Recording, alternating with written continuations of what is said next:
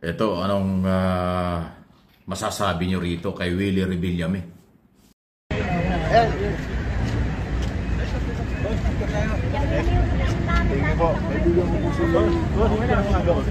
Boss, boss. Ay, kami pero bawal. Salamat po. Salamat po, boss. Okay na. Kalabot lang sa pwede. Okay na, okay na. Bawal ka pa dito.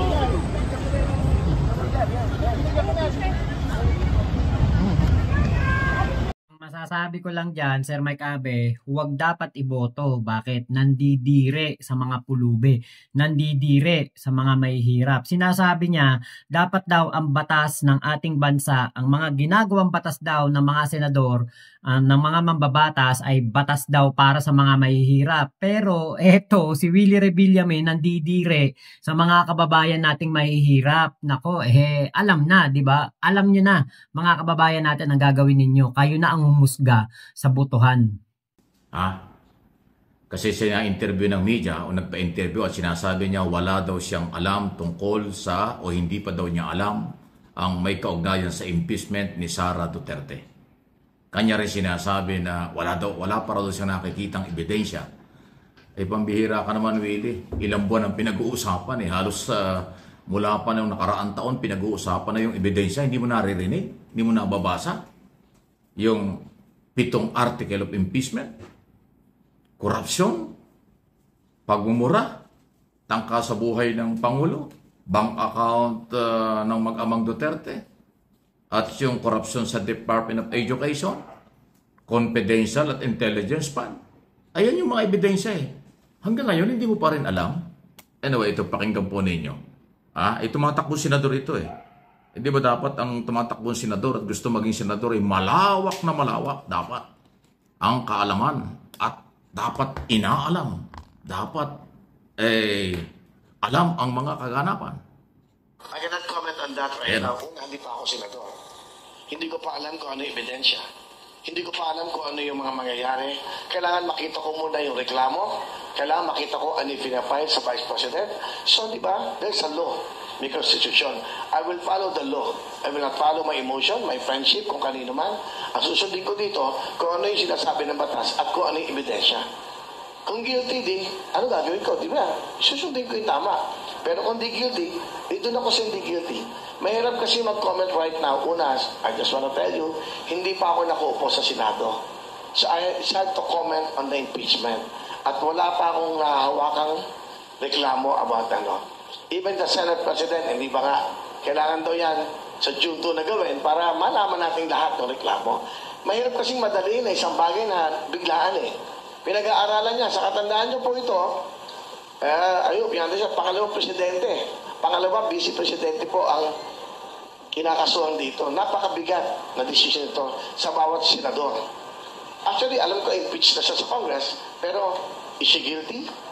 Hindi pa wala pa Wala pang mga trial. So about the impeachment, I'm sorry, I cannot comment on that. I don't have the evidence, and I don't know what's the cause of this impeachment. Di daw niya alam. So yan po yung katibayan na talagang etong si Willie Revillame ay wala pong kamuwang-muwang sa kung ano ang nangyayari sa ating bansa. Kasi may mga nakakausap akong mga tao. Pag nga lumalabas ako ng bahay namin, kapag pumupunta ako ng palengke dyan sa Cavite, meron akong mga nakakausap. May mga nagsasabi sa akin, may mga nagtatanong sa akin, kamusta na yung impeachment? Ganun pala yung ginawa ni Sara, no? Kaya pala kinasuhan, kaya pala merong impeachment complete. Diba? May muwang ang mga Pilipino sa kung ano ang nangyayari kay Sara Duterte. Alam natin, ako bilang isang vlogger na nanonood ng balita, alam ko. Ngayon, itong si Willie Revillame, mapapaisip ka, teka, wala ka talagang alam. Diba? Hindi ka makapagkomento doon sa pinakamainit na issue ng bayan ngayon. Parang hirap na hirap siya. Alam ba ito nanonood ng balita? Hindi ba niya alam ang mga issue na kinakaharap nitong si Sara Duterte? So, diba? hindi mo talaga deserve maging senador. Baka mas malala ka pa kay Robin Padilla na naging boy mukbang, boy sile, boy bigote doon sa Senado, nagkakalat. Tapos natawa rin ako dito sa interview niya eh. Panoorin niyo po itong interview niya kasi ang sabi niya dito, kukuha siya ng mga lawyer, kukuha siya ng mga abogado na maggagabay sa kanya. So, ano to? Another OJT na naman ba to sa Senado? Panoorin po ninyo itong video ni Willie Revillame. Well, about dun sa, siyempre pag-aalalan mo to. Ngayon, nasa isip ko na, sino yung mga gagaling na abogado kukuhanin ko, the young and the seniors, para makontribute sa amin. Alam mo, sa totoo lang, hindi naman ako magdidesisyon dito basta-basta. You have your team, you have your legal team. So lahat ng ito, hindi ba pag-aaralan nyo? Tama ba to? Ano ba ang batas dito? Ano ba dapat natin gawin? Ano ba magiging decision ko dito? With your decision also. It's not me, it's the legal team. Doon sa magiging team namin. And of course, kung magiging one of the judges ko, di ba, jurors ka ng Senate, mag-uusap-usap kayong 24 senators. So, alamin mo talaga kung dapat ba, kailangan bang i-impeach? Pero mo talagang kasalanan? So, aaralin natin. Pero, maganda yung tanong mo, in my mind, syempre dapat prepared ka. Kaya lang, wala pa ako pinangahawakan about impeachment. Diba? Nakakadismaya. Kaya, nako, mag-isip-isip po tayo, mga tropa pips, mga kababayan natin, mga manonood po, nako, mag-isip-isip po tayo sa darating na 2025 election. Huwag na tayong bumoto ng another OJT. Kayong mga mamamayang Pilipino, alam ba niyo kung anong kaso? Di ba, ilang beses ko nang binanggit, babanggit ko nga lang eh. Yun eh. Di ba? So, Willie, hindi naman hindi naman kita kinukutya o kung ano man ang dating. Pinapaliwanag ko lang. Dapat pagkandidatong national, malawak ang kaalaman tungkol sa nangyayari. Ito, impeachment, ilang buwan ang pinag-uusapan. Hindi mo nga mabanggit kung ano yung kaso eh. Ipaulit-ulit na yan sa mga pahayagan, sa radyo, television, sa social media, putok na putok. Imposibleng hindi mo narinig. Imposibleng hindi mo nabasa. Hindi ko na ulitin, binanggit ko na. Kababanggit ko lang yung article of impeachment. Di ba? Ay alam naman natin, si Willie Revillame, ayaw man niyang aminin, maka-Duterte ito. Kaya siguro gano'n ang paliwanag. Although siya hindi kasama doon sa PDP laban candidate or Team Duterte. Pero yan ay talagang, di ba, napunta yan sa Davao, no? Sabi niya, hinug na raw siya. Tatakbo daw siya, nagpaalam kay Duterte no, sa rally. So hindi ito pro-Marcos. Although kanya sinasabi, doon sa ibang mga interview, sabi niya, hindi daw siya kalaban ng mga Marcos. Okay? Siya daw tumatakbong independent. O, sige. Anyway, ako naman, sa tingin ko, tingnan natin. Kasi pagka inabot ng second or 20 Congress ang impeachment, kung sinong mananalo, kung sakali, nito si Willie manalo, ay siya magiging senador judge, isa sa mga susuri. Pero sana, Willie, ngayon pa lang suriin mo na. Hindi ko naman sinabing mananalo ka.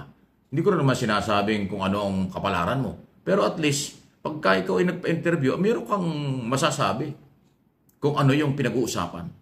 Ito ang matindi. Meron pong isang pagtitipo na kung saan ay natanong etong si Willie Revillame kung ano ba yung batas na gagawin niya na kapag naalala ng tao o kapag sinabi yung batas na yon ang magiging kumbaga maaalala ng tao ay yung yan ay gawang batas ni Willie Revillame. Alam niyo po ba kung ano nangyari? Panoorin po ninyo. Bilang isang senador at kilala kayo sa pangalang Kuya Will, bigyan niyo po ako ng isang batas man lang na kapag nagsabing itong batas na ito, si Kuya Will yan. Okay, magandang tanong yan. Una, maiangat talaga ang buhay ng mga Pilipino. Na matulungan talaga. Ako para sa akin, ang batas dapat batas para sa mahirap. Marami na tayong batas na ginawa. Tama. Ang ganda ng tanong mo, nakakapag-isip yung tanong na yan. Ikaw, ano sa tingin mong batas na gagawin mo? Babalik ko sa'yo. Ikaw, baka may suggestion ka. Hindi. Ikaw ba? Kasi isa kang mamamayang Pilipino. Ano ba sa tingin mo ang dapat na batas na gawin ko para sa mga kababayan natin? Bakit ako sa akin ang tanong? Hindi kasi nga, gusto kong makinig sa inyo. Ayan, si ate. Okay, yan. Gusto kong makinig sa para tama ito tama itong tinatanong niya sa akin para pagpunta ko ng Senado, isa to sa mga tanong nung ako'y di ba, nagkakampanya. Sige. O di ba? Ibinalik doon sa reporter o doon sa nagtatanong yung tanong. Di ba? Aba, ikaw, kakandidato kang senador, ni isang bala, wala kang dala, na batas, ni isang suwestyon na batas o naiisip mo, naglalaro sa kaisipan mo na batas na magiging malaki ang impact sa mga Pilipino, malaking tulong sa ating mga kababayan. Wala ka ni isa. Ay nako, alam na. Alam na natin kung bakit kumakandidato lang to si Willie Rebillame. Kasi syempre may pera. Ngayon, hindi man niya talaga inaamin na siya ay pro Duterte, alam natin na talaga nga itong si Willie Rebillame, kaya to kumandidato, kaya ito na kaisip ngayon na maging kandidato ay dahil ito ay inaawitan na ni Digong noon pa. Hindi yung puro general statement na hindi pa naman siya guilty, na-impeach nga sa Congress. Sabi mo, sorry, hindi ako magko-comment, pero ang dami mo sinabi na hindi mo raw alam. Ba't hindi mo alamin? Naglulumiyad ang mga balita tungkol sa article of impeachment. Di ba? Hindi ko naman sinasabi at sinasabi ng taong bayan na ikaw ay pumabor o hindi kay Sara. Pero sinasabi mo, hindi mo alam yung kaso Hindi mo pa nakikita wala pa naman nakakakita niyan Pero marami na nakakaalam. Kasi ang article of impeachment ay nasa Senado tapos na sa Kongreso. So alam na yan ng mga private prosecutor. At huwag kang mag-alala, bibigyan ng Senado ang kampo ni Duterte at ng kanyang mga abogado ng official na kopya ng article of impeachment. So ngayon, meron namang access para malaman niya. Ito, binanggit ko na nga Siguro may idea ka na. Ulitin ko, para lalo yung maintindihan. Bank account ng mga Duterte. Graft in corruption sa Department of Education at Office of the Vice President. Nakapaloob ang confidential at intelligence fund. 612 million pesos. Nakapaloob din ang suhulan. Pagbibigay ng sobre, naglalaman ng 50,000 pesos, 9 months sa mga undersecretary at opisyal ng DepEd nung siya ang secretary ng Department of Education. At yung pagmumura at pagbabanta sa buhay ng Pangulong Marcos, First Lady at Speaker of the House. Dahil sinasabi niya na pag may nangyari sa kanya, meron na siyang inutusan at nag-commit daw na gagawin. Kaya nga kinasuhan ng inciting to sedition before DOJ ng NBI. Pero ibang kaso yun. Ang NBI at Department of Justice papunta ng korte, criminal case yan. Itong article of impeachment, magkaroon ng impeachment trial, ito'y administrative. Pagtatanggal sa posisyon ng Vice President o ng sino man na impeachable official. At pagbabawal sa any public office, hindi na sa pwedeng tumakbo. Removal, pagtanggal sa pwesto, at ban sa lahat ng opisina. Hindi na pwede. Umalal o halal or appointed. Hindi na sa pwede sa gobyerno. Kaya nga administrative ito. Magkaiba yun, Willie. Aralin mo. Gusto mo maging senador dapat alam mo ito mga ganito. Hindi ako nagmamagaling. Pero sana, huwag kang magagalit. Kung nakikinig ka, tanggapin mo yung sinasabi ko. Aralin mo. Para next time, hindi pa ulit-ulit yung sinasabi mo na wala kang alam, hindi mo alam. Ba't hindi mo alamin? National position ang gusto mong hawakan, ay papaano nila pag halimbawa lang, manalo ka, magiging senador judge ka, ay hanggang ngayon hindi mo alam kung ano yung impeachment, kung papaano. Dapat alamin mo na yan. Di ba? Huwag kang magalit, really, Artista, politiko, artistang pumasok sa politika. Independent pa, sabagay, marami kang pera. Sige, pamigay mo na yung pamigay yan. Para naman maraming maniwala, maraming kumita. Para naman pagkakitaan ka. Although, lagi ka namimigay O, sige. Ang kailangan sa Senado, may alam sa mga national issue. Ang kailangan sa Senado, malawak ang kaalaman, karanasan. Dahil ang Senado, gawaan ng batas. Hindi yan upuan ng mga mag-aaral pa. Lalo na kung hindi alam ang trabaho. Sayang ang sweldo. Kailangan yan bago mapunta dyan, kargado ng kaalaman kargado ng mga plataforma, kargado ng kakayanan sa lahat ng oras. Kaya, yun lang yan eh. Please like, share ng video ito. Kung hindi pa, subscribe. Di ba nga, kunwari, tayo, ako, danas na danas ko yan. Danas na danas ko yan, yung mga nag-a-apply ng trabaho. Simula nung ako ay 17, mag-18, nagtatrabaho na ako. Kapag bakasyon noong ako'y nag-high school, first year high school, papuntang second year high school, pag meron pong mapapasukan, nag-waiter ako, kung ano-ano. Nagtitinda ako ng ulam, nagtitinda kami ng merienda, nanay ko nagluluto. Alam niyo, na danas ko yan yung mga apply na yan. Talagang dadaan ka sa butas ng karayom pag nag-a-apply ka ng trabaho. Pero, dito sa pinapakita nitong si Willie Rebillame, parang sapat na yun, may pera ako Saka na lang ako mag-aaral. Saka na lang ako, kumbaga, magpupursige sa aking papasukan na larangan kapag nandun na ako, kapag nakaupo na ako. So parang ang dating, iboto nyo muna ako, ipapanalo nyo muna ako bago ako magbigay ng aking mga plano, ng aking plataforma. Di ba sinabi nga niya, wala siyang plataforma. Kasi nga, hindi pa naman siya senador. Di ba kapag ikaw ay kumakandidato, simula nung ako'y nagkaisip, ngayon lang ako nakadinig ng isang kumakandidato sa pagkasenador na magbibigay lamang siya ng kanyang plataforma kapag siya'y nanalo na. First time in the history of the Philippines yan. Diba? Alam niyo po, nakita na natin kung gaano po kahirap na makakita tayo ng isang ex-convict, dating durugista, at hindi tapos sa pag-aaral na senador. Nakita na natin yan kay Robin Padilla. Hindi talaga napapakinabangan ng taong bayan. Sayang ang pinapasahod natin. Yun ang katotohanan. Yun ang totoo. Diba? Hindi tayo nagbibigay lang dito ng intriga. Nakikita natin. Nakikita ng mga Pilipino na wala talagang kwenta ang isang Robin Padilla sa Senado. Wala. Walang silbi. Yung kanya mga ipinangako, mga kung ano-anong mga konkon, tsa-tsa, kung ano-ano mang mga federalismo, hindi niya kayang gawin. Hindi niya kaya. Nakita natin, nakikipagdebate siya sa isang, sabi nga niya, Barnatcher, hindi niya masabi yung bar-top notcher.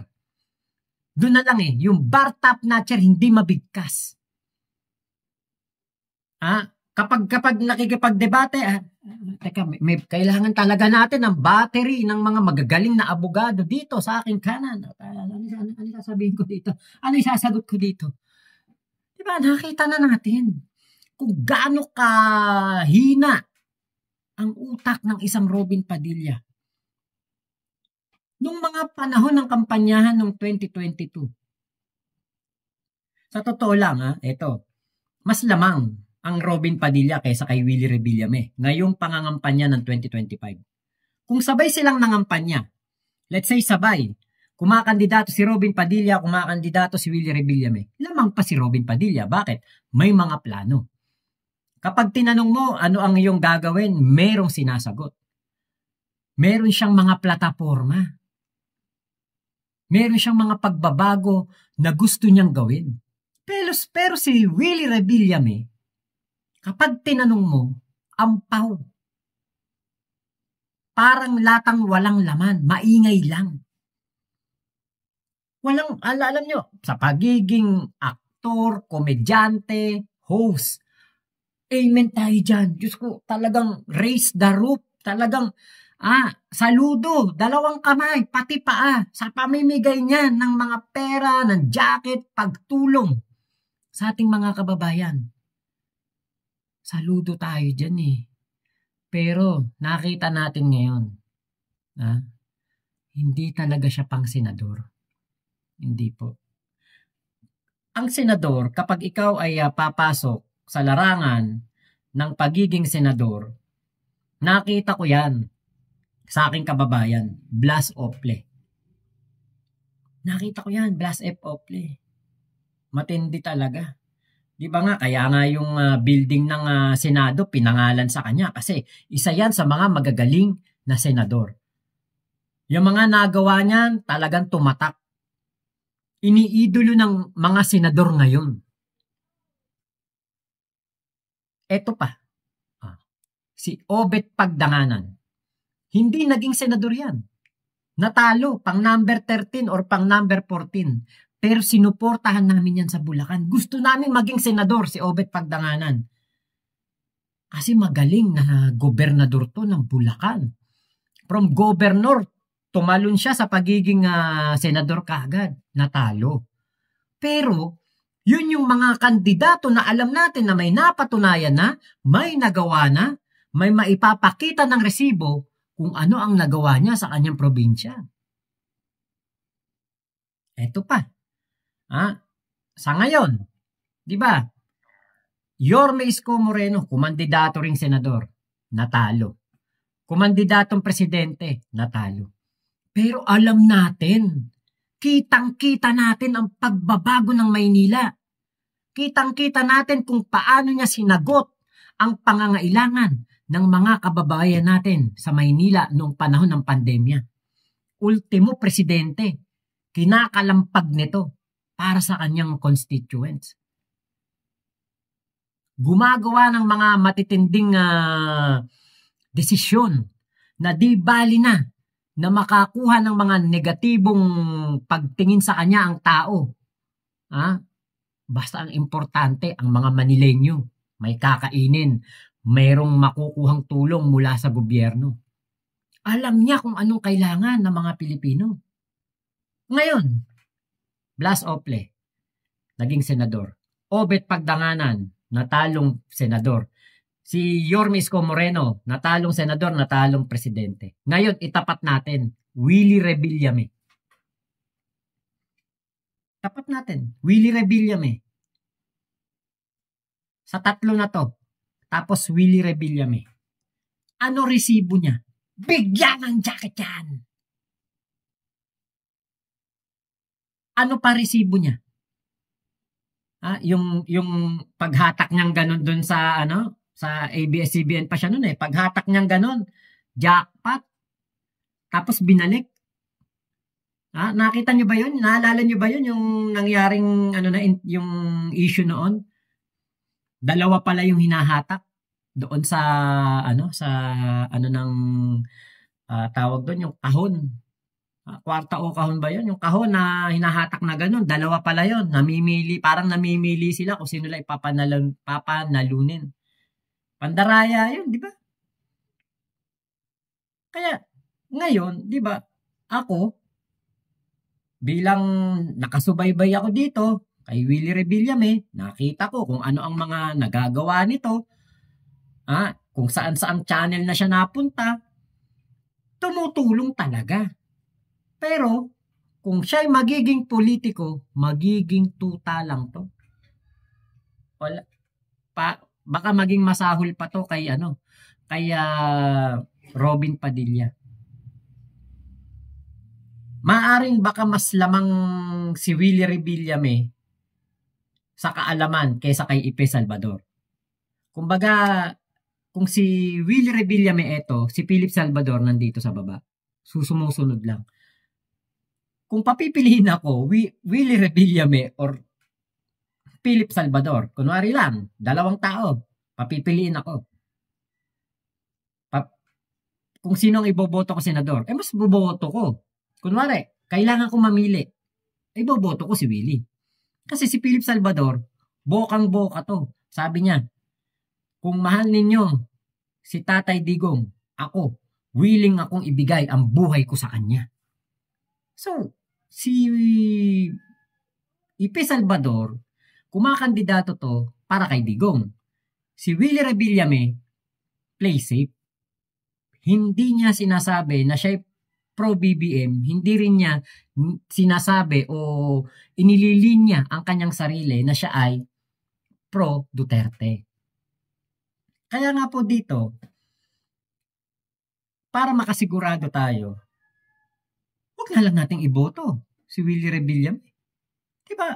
Para wala na tayong pag-iingatan. Kasi baka mamaya, pag nanalo, maging pro-Duterte. Maging tagahimod lang ng tumbong ni Digong at maging tuta lang ni Digong.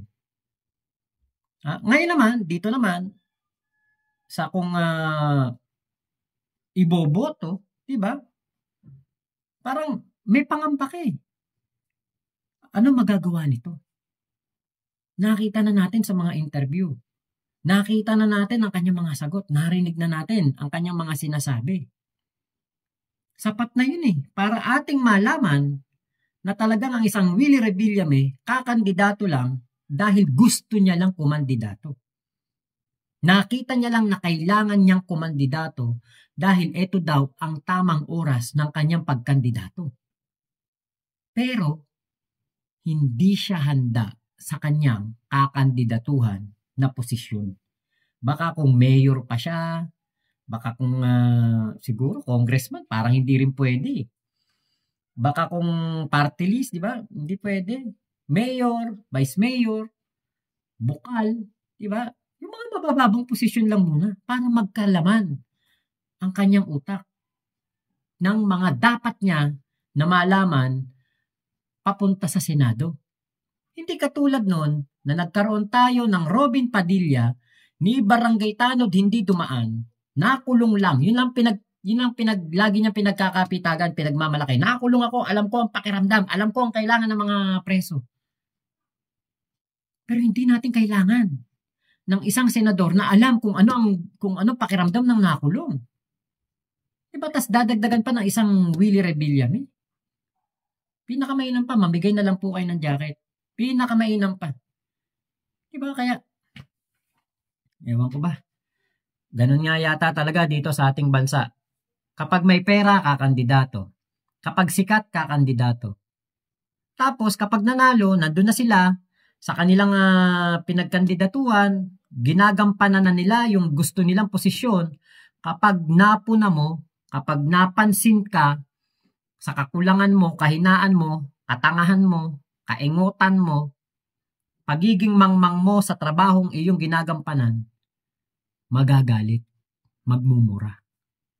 Yan ang ginawa ni Robin Padilla nung nagbanggit ang ating Pangulong Bongbong Marcos na wag boboto ng mga OJT. Di wag tayong bumoto din ng katulad ni Willie Revillame na sigurado ko masahol pa sa OJT to.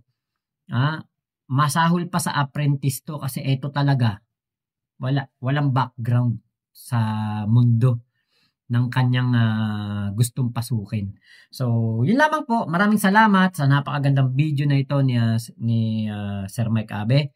Pakisuportahan nyo ang ating Tropa Pips. At salamat din po sa lahat po ng sumusuporta at nanonood dito sa akin channel. Ingat po kayo. Nasa mang panig kayo ng mundo. Momo chup chup. Love you, love you. God bless us all, Pilipinas. God first. Salamat po.